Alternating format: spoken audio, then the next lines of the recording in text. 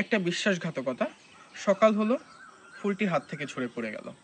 এভাবে বাংলার ইতিহাস থেকে পতন হয় বাংলার শেষ স্বাধীন নবাবের। এবং তার শুধু বাইরেই যুদ্ধ নয়, বরং ভিতরে যে কলহ ছিল, তার পারিবারিক যে দ্বন্দ্ব ছিল, সেটি কিন্তু একসময় পরিণত হয় আগুনের যুদ্ধে। এবং তারই পরিণতিতে 1757 সালের 17ই জুন আসলে পতন হয় সিরাজউদ্দৌলার। এবং সিরাজউদ্দৌলার সেই পতন নিয়ে আসলে একটি নাটক রচনা করেছেন বিখ্যাত নাট্যকার সিকান্দার আবু জাফর। এবং এই নাটকটিকে উচ্চ মাধ্যমিকেও পড়ানো হয়। কিন্তু এই নাটকটিতে আসলে আপনি কি জানতে পারবেন? আমরা সবাই জানি সেই কাহিনী, কিন্তু এই নাটকটিকে, সেই কাহিনীটিকে আসলে একটি গল্পে রূপান্তর করা হয়েছে। সেই কথোপকথনগুলোকে আমাদের সামনে আসলে আলোকিতভাবে উপস্থাপন করা হয়েছে, যেখানে তার প্রত্যেকটি পরিবারের কলহ এবং কিভাবে আপনজন থেকে দুর্জন হয়ে ওঠে একজন, সেই গল্পগুলোকে কিন্তু এই বইয়ের মধ্যে তিনি লিপিবদ্ধ করেছেন।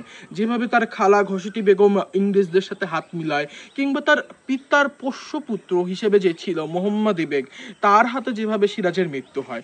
মোটা দাগে বাংলার শেষ স্বাধীন নবাবের যে বিশ্বাসঘাতকতার ফলে পতন, সেই পতনকে এখানে তুলে ধরা হয়েছে। তার যে যুদ্ধলীলার ফলে বাংলার যে স্বাধীনতা, সেটির পতনকেই এখানে মূলত লেখা হয়েছে। আমরা সবাই এটি পড়েছি, নতুন করে জানার কিছু নেই, জানার থাকলে অবশ্যই পড়ে দেখবেন, ভালো লাগবে। সিরাজউদ্দৌলা জানতে পারবেন, সিরাজউদ্দৌলার কিছু অজানা কথা। লুৎফুন্নেসার সাথে সিরাজউদ্দৌলার হয়তো সেই প্রেমের কথোপকথন কোনোদিন হয়ে ওঠেনি, যেখানে সিরাজউদ্দৌলার মা হয়তো হতাশায় বসেছিলেন তার সন্তান কবে ফিরবে যুদ্ধে জয়ী হয়ে, সেই সিরাজকে কিন্তু আর ফিরে আসা হয়নি। সেখানেই সমাপ্ত হয়েছিল বাংলার নবাবী শাসন আমলের, এবং শুরু হয়েছিল ইস্ট ইন্ডিয়া কোম্পানির শাসন। এসেছিলেন লর্ড ক্লাইভ। ধন্যবাদ।